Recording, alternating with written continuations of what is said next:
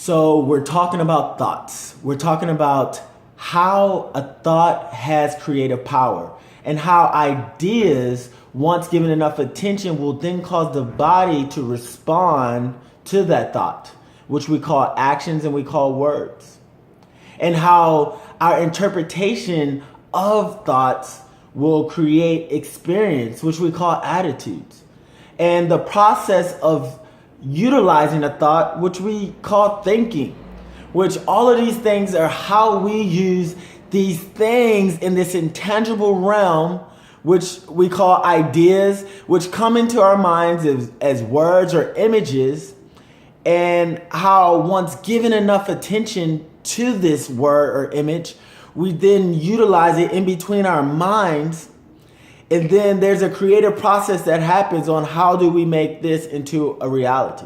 And that is the creative process that I'm going to talk about, that we're involved as the medium between the realm of potential, the realm of thought and idea, and then the physical manifestation of that thought or idea. And we see thoughts and ideas all around, even in this room. The fireplace was once someone's thought. That picture over here was a thought. That mantle, thought. And so me putting a plant on the floor was a thought. And that thought then created something within me that I wanted to take action.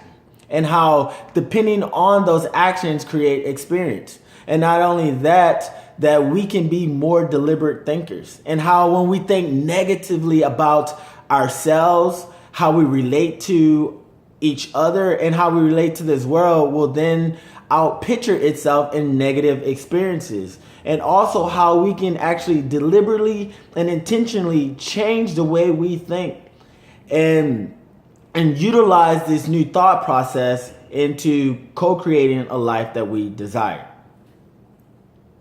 Boom. So the first thing we need to understand about thoughts is that thoughts have creative power. And so as we look into our lives, we have to ask ourselves, how does thought has creative power? Why am I experiencing certain things? And then we can backtrack onto that thought. So say I take an experience that I don't want to experience.